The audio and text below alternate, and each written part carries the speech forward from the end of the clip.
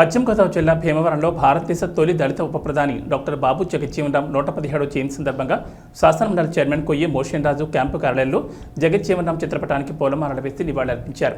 ఈ కార్యక్రమంలో పలువురు పాల్గొన్నారు.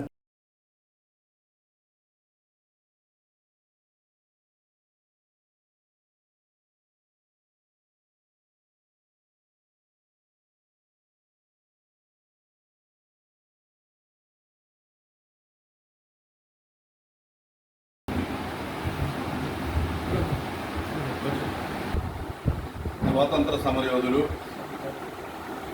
సమతావాది, దళిత జాతి నాయకుడు, దేశంలో పేదల కోసం పోరాడినటువంటి మహా గొప్ప వ్యక్తి డాక్టర్ బాబు జగజ్జీవన్ గారి యొక్క జయంతి సందర్భంగా ఈ రోజున మిత్రులందరితోటి పాల్గొనడం చాలా సంతోషం.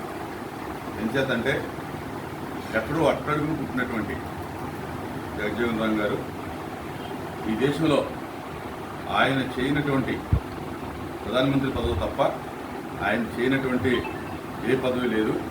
ఏ పదవి చేసినప్పుడు కూడా అది దేశ ప్రజల కోసం, దేశ భవిష్యత్తు కోసం, ముఖ్యంగా దళిత వర్గాల కోసం ఆయన చేసినటువంటి కృషి ఈ దేశం ఎప్పటికీ మర్చిపోదు. అలాగే కేంద్రంలో ఏ ప్రభుత్వం వచ్చినా కూడా ఆయన లేనటువంటి మంత్రివర్గం అనేది ఎప్పుడు కూడా లేదు.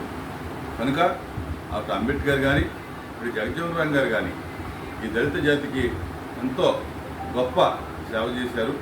ఈ రోజున దళితులందరూ కూడా తలెత్తుకుని సమాజంలో బతకగలుగుతున్నారంటే కనుక జగజ్జీవన్ గారు చేసినటువంటి విషయం చెప్పి ఈ సందర్భంగా తెలియజేసుకుంటూ ఆ యొక్క జాతులకి ఆయన యొక్క స్ఫూర్తిగా ఎప్పుడు ఉండాలని చెప్పి నేను కోరుకుంటా ఉన్నాను.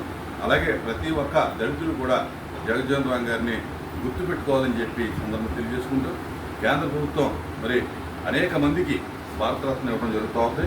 దళితుల్లో పుట్టి, అణగారి వర్గాలలో పుట్టి ఈ దేశానికి స్వాతంత్రం కోసం పోరాడి, దళిత జాతి కోసం పోరాడినటువంటి మరి జగజ్జీవన్ గారికి భారతరత్న ఇస్తే బాగుంటుందని చెప్పి ఈ సందర్భంగా తెలియజేసుకుంటాము.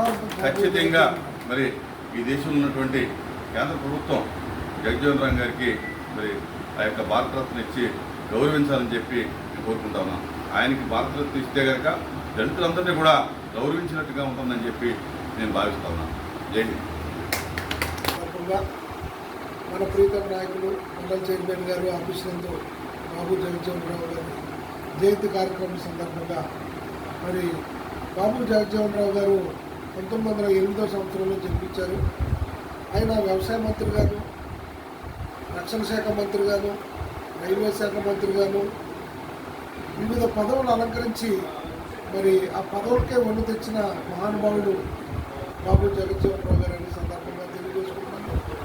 అదేవిధంగా అన్నగారు చెప్పినట్టుగా మరి ఎందరికో భారతరత్న ఇస్తున్నారు. అన్నగారిని వర్గాల నుంచి మరి భారత ఉప ప్రధానిగా చేసి పనిచేసిన బాబు జగజ్జీవన్ రావు గారికి మరి భారతరత్న ఇవ్వాలని సందర్భంగా తెలియజేస్తాం. సందర్భంగా ఏర్పాటు చేసిన కార్యక్రమానికి అలాగే భారతరత్న ఇవ్వాలని కోరుకున్నాం. అలాగే భీమవరంలో బాబు జగజ్జీవన్ రావు గారి విగ్రహాన్ని ప్రతిష్ఠించాలని ఏర్పాటు చేయాలని ప్రభుత్వం చెప్పారు. సుదీర్ఘకాలం 50 ఏళ్ల పాటు పార్లమెంటేరియన్గా 30 ఏళ్లకు పైబడి ప్రపంచంలో ఎవరూ చేయనంతగా ఒక కేంద్ర మంత్రిగా చేసినటువంటి డాక్టర్ బాబు జగజ్జీవన్ రావు గారి 116వ జయంతి సందర్భంగా ఆయనకి ఘనమైన నివాళి కేవీపీఎస్ తరఫున అర్పిస్తూ ఉన్నాం.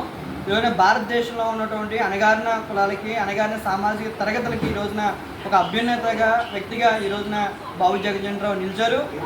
రిజర్వేషన్లో భాగంగా దేశంలో ఉన్నటువంటి అతిపెద్ద రైల్వే సంస్థ అయినటువంటి రైల్వేలో ఈరోజు రిజర్వేషన్ని పెట్టడంలో కీలక పాత్ర పోషించినటువంటి వ్యక్తి మహనీయుడు డాక్టర్ బాబు జగజ్జీవన్ రావు.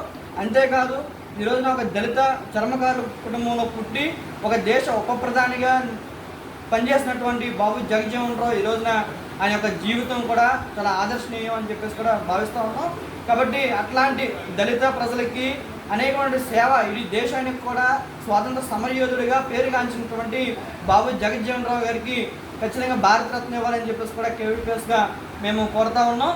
తక్షణం కేంద్ర ప్రభుత్వం ఈ పరిశీలన చేయాలని చెప్పేసి కూడా ఈ సందర్భంగా తెలియజేస్తూ మరొకసారి బాబు జగజ్జీవన్ రావు గారికి 116వ జయంతి సందర్భంగా ఘనమైనటువంటి నివాళులు అర్పించుస్తాం.